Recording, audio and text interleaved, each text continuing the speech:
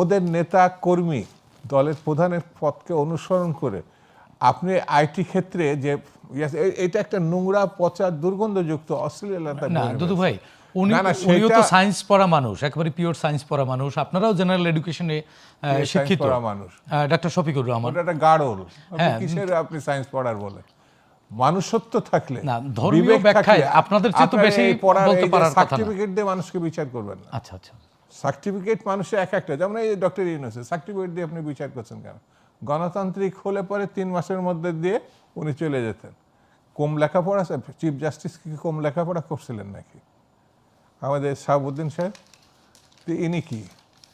আমার কাছে মনে হয়েছে যে মানুষ ব্যক্তির স্বার্থে, দলের স্বার্থে, প্রতিষ্ঠানের স্বার্থে দীর্ঘসূত্রিতা যখন সে করবে, সংবিধানের বাইরে চলে যাবে এবং মানবিক দৃষ্টিভঙ্গি বিবর্জিত হয়ে যাবে, তখন দেশটা কর্তৃত্ববাদের লক্ষ্যে এগোবে। এবং 100% তারা কিন্তু একেবারে স্পষ্ট করে, মিস্টার শফিকুর রহমান একেবারে স্পষ্ট করে, অন্য কোনো দল বলেনি, উনি বলেছেন যে জামাতে কোনো নারী প্রধান হওয়ার কোনো সুযোগ নাই। এটা কিন্তু জামাত বলেছে। তার মানে যে সমাজে 51 জনের প্রতিনিধিত্ব থাকবে না, যে সমাজে আছে, কিন্তু ওই দলে 51 সদস্যের কোনো রকম প্রতিনিধিত্ব, প্রধান তো দূরে থাক, আমার জানা মতে ওদের কোনো নির্বাহী কমিটির সদস্য নারী নেই। তারা আবার কিন্তু রাষ্ট্র ক্ষমতা প্রত্যাশা করছে, সেটি আবার ভোটের মধ্য দিয়ে।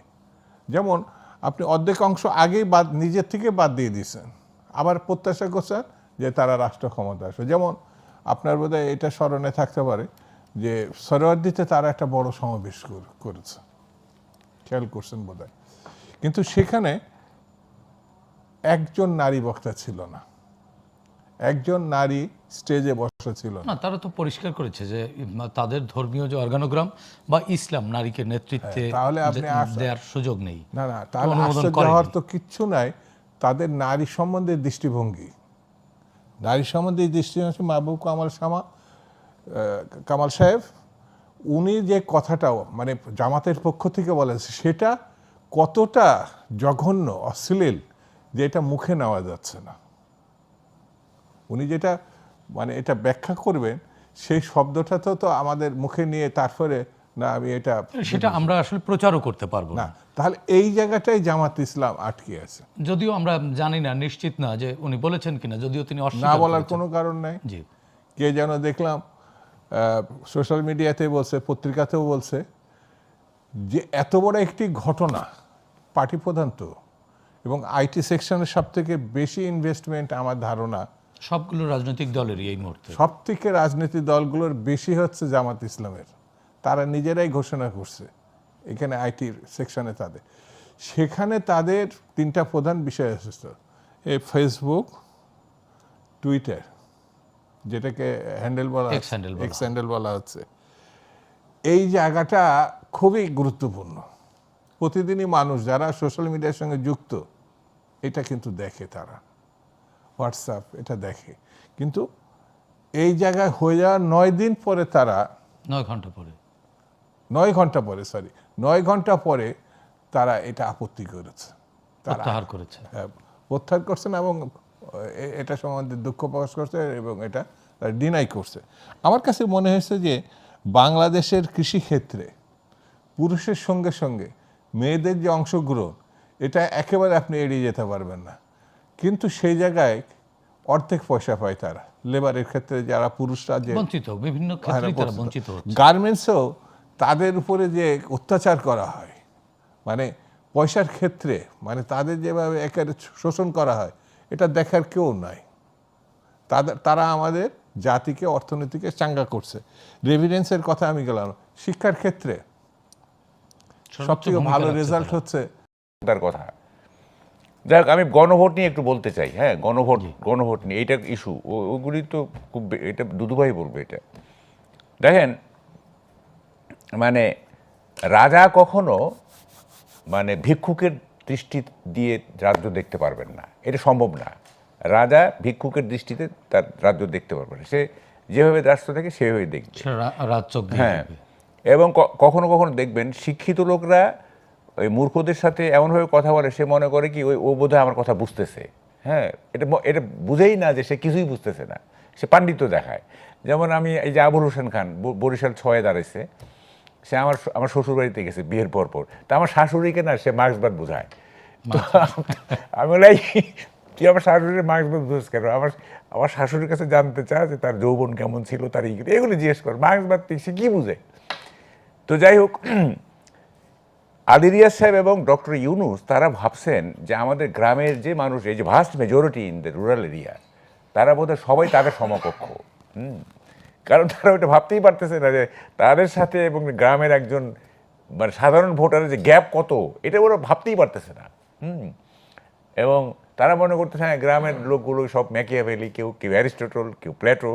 হ্যাঁ, এই জন্য এই গণভোটের এই সিস্টেম করছেন উনি। 4টা প্রশ্ন দিয়েছেন। অনেকেই তো এই প্রশ্ন পড়তেই পারেন না, বুঝেই না এগুলি। হ্যাঁ, না অনেকে তো পড়াশোনাই পারে না, স্বাক্ষর টিপসই দেয়া মানুষও তো ভোটার আছে। তো এইটা প্রহসন না, এটা অ্যাবসলিউটলি প্রহসন। এবং এগুলি বললে দেখেন বাংলাদেশটা কি হয়েছে, আপনি একদম চোখে আঙুল দিয়ে দেখাই দিবেন, হ্যাঁ, তারপর স্বীকার করবেন। ওই যে গ্রামে বলে যে কি, নাকে মুখে দই, তারপরে কই কই কই। আবার নাকে মুখে দই লেগে আছে, এখন আমি বলছি কই কই কই। তো এখন আপনি চোখে আঙুল দিয়ে দেখাই দিবেন, হ্যাঁ, তারপরও এটা একটা যুক্তি বাইর করবে, একটা বাইর করবে। হ্যাঁ, তো এখন টোটাল যে দেখেন আরেকটা জিনিস দেখেন, এটা খুব ইন্টারেস্টিং। চিফ অ্যাডভাইজার সরাসরি নামছেন হাবার্টের পক্ষে, ইলেকশন কমিশনের একজন মেম্বার বলছে এটা দণ্ডনীয় অপরাধ। তাহলে দণ্ড দিচ্ছেন না। এখন সরকারি কর্মচারীরা কি করবে ভাই? কিন্তু ব্যাংকাররা কিন্তু এখনো হাবটের পক্ষে প্রচারণায় আছে। নির্বাচন কমিশনের পক্ষ থেকে এই ধরনের প্রজ্ঞাপন দেওয়ার পরেও কে নির্বাচন কমিশনের কথা শুনবে? সরকারি কর্মকর্তা? তাহলে নির্বাচন কমিশন নির্বাচন কমিশনারদের কার ঘাড়ে কয়টা মাথা আছে যে প্রফেসর ইউনুস মানে কি সরকারি কর্মকর্তা বলতেছি, কার ঘাড়ে মাথা আছে যে মানে নির্বাচন কমিশনের কথা শুনবে, চিফ অ্যাডভাইজারের কথা শুনবে না? হ্যাঁ, নির্বাচন কমিশনের কিছু করার ক্ষমতা আছে?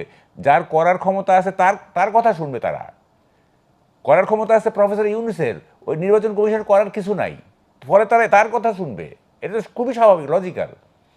ফলে এই যে একটা মানে একটা কি বলে লেজে গোবরে একটা কি, এটা কি বলে মানে ডাইলে চাইলে খিচুড়ি। হ্যাঁ, মানে ইতিমধ্যেই কিন্তু প্রায় 21 লাখ সরকারি কর্মকর্তা কর্মচারীরা যারা আছেন তারা তো পোস্টাল ভোট দিচ্ছেন। তার মানে অলরেডি 21 লাখ গণভোট তো দেওয়া হয়ে গেছে, হয়েছে তো। এবং সেই ফলাফলও তো প্রায় চূড়ান্ত এক প্রকার। না, আমি যেটা বলছি এটা ভাই জাতীয় স্বার্থ। আমরা একটু দুদু ভাইয়ের কাছ থেকে একটু শুনতে চাই। জাতীয় স্বার্থ, এটা জিতেই হবে। জি, এটা আমরাও চাই, হ্যাঁ জয়যুক্ত হোক, সেটা আমরাও চাই। দুদু ভাই, আপনার কাছ থেকে একটু ভিন্ন বিষয়ে আলোচনা শুনতে চাই। আপনি যদি গণভোট নিয়ে কিছু বলতে চান বা নির্বাচন কমিশনের নানান বিষয় নিয়ে প্রশ্ন তুললেন মাহবুব কামাল ভাই, সেটি বলতে পারেন। তার আমাদের একেবারে টু দি পয়েন্ট আপনার কাছে জিজ্ঞাসা, নির্বাচন ভোটের সময় যত এগিয়ে আসছে, আর মাত্র 10 দিন বাকি, সহিংসতা বা বিশৃঙ্খলাও তত বাড়ছে এবং 10 দিন বাকি আছে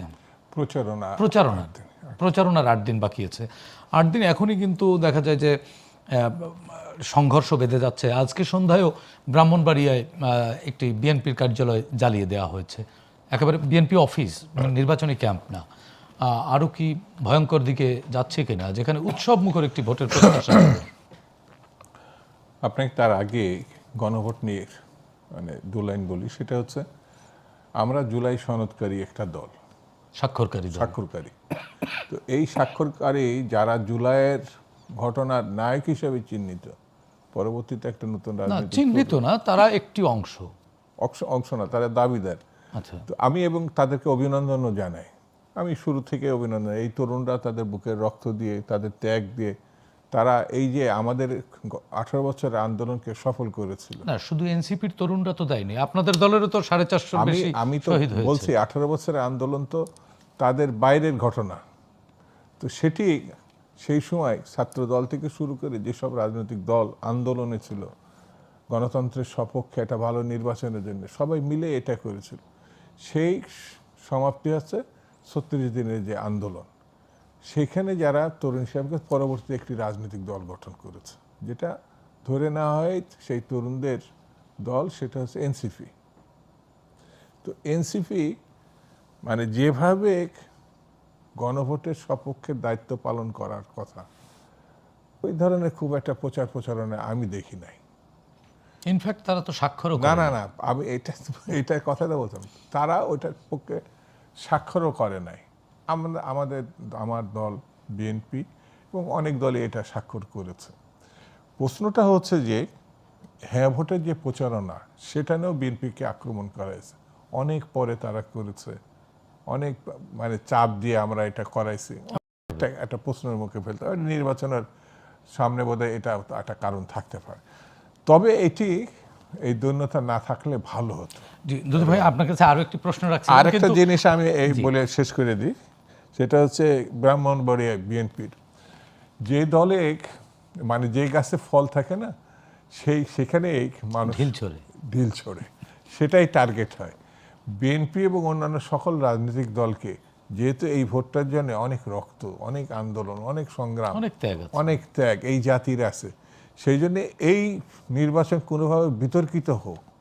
হ্যাঁ, আমি একটা দলকে পছন্দ করছি না, সমালোচনা করছি, কিন্তু সেই সমালোচনাটাও ভাষা, শালীনতা, ধৈর্য, এই সবগুলো থাকতে হবে, সৌন্দর্য এগুলো থাকতে হবে। না হলে আমরা তো মূল কাজে, অর্থাৎ ভোটের দিন এখনো পৌঁছায় নাই, সেই জায়গাগুলো যদি আমাদের পরস্পরের অসহিষ্ণুতা থাকে, তাহলে জাতিগতভাবে আমরা বিপন্ন হতে পারি। এই কারণে যেটার জন্য রক্ত দিচ্ছি, যেটার জন্য আন্দোলন করছি, সেই কাজটা তো এখনো আমরা পৌঁছাতে পারি। তারা তাদের মতো করে চেষ্টা করছে। আর বাংলাদেশের নির্বাচন খুব অতীতটা অনেক দীর্ঘ, কিন্তু জাতীয় ইলেকশন বা নির্বাচনে ধৈর্য হারা হয় বেশি, মানে প্রতিদ্বন্দ্বিতা বা ভিন্ন মতকে একটু কম বিশ্বাস বাড়িয়ে করতে। যেমন আগে ছিল পাকিস্তান আমলে, জমিদার শ্রেণী কোনোভাবেই মানে সাধারণ কোনো প্রার্থীকে প্রতিদ্বন্দ্বিতা করবে তাদের জমিদারের সঙ্গে, এটা ভাবতেই পারত না। 71-এর পরে, বাংলাদেশ সৃষ্টির পরে এই ধারণার বাইরে গেলেও এখানে আরেকটা সম্প্রদায় দেশ গেছে, সেই জমিদার ঋণ খেলাফি বলে যে সম্প্রদায়, তাদের আছে অজস্র টাকা। আরেকটি আছে সংবিধান পরিপন্থী, যেটা আছে দ্বৈত নাগরিকত্ব, অর্থাৎ এরা এবার কোন পত্রিকা দেখলাম প্রায় কোটিপতিদের সংখ্যায় 200-র উপরে। তো স্বাভাবিক কারণে স্বাভাবিক নির্বাচন চেলে জবাবদিহিমূলক একটি পরিস্থিতি থাকে, যেটা নির্বাচন কমিশনে তারাও কোনো দায়িত্ব নিচ্ছে বলে আমার কাছে মনে হয় না। আর আইন শৃঙ্খলা রক্ষাকারী অথবা প্রশাসনের ক্ষেত্রে দায়বদ্ধতার যে বিষয় থাকে, সেটা আমি খুব বেশি লক্ষ্য করছি না।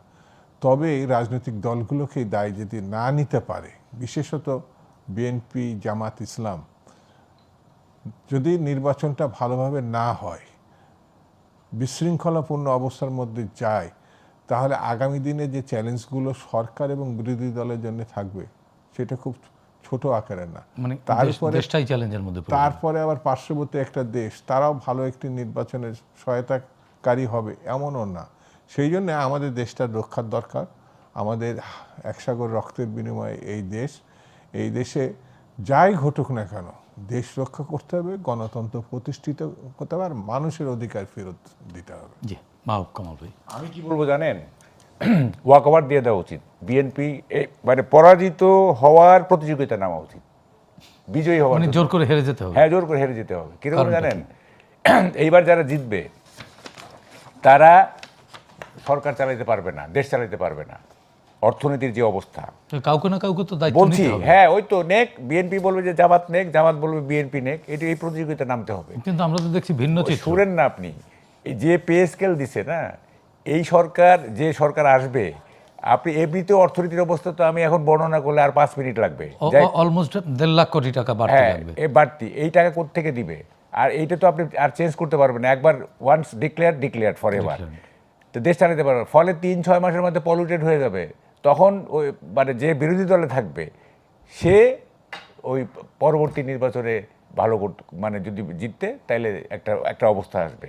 এই নির্বাচনে জিতে নিজের ধ্বংস নিজে ডাইকেন না, আমি বলতেছি, কারণ দেশ চালাতে পারবেন না তো। জি, তারপরেও এই রাজনৈতিক দলগুলোর উপরে আমাদের আস্থা আছে। না, দিস ইজ নো ফান।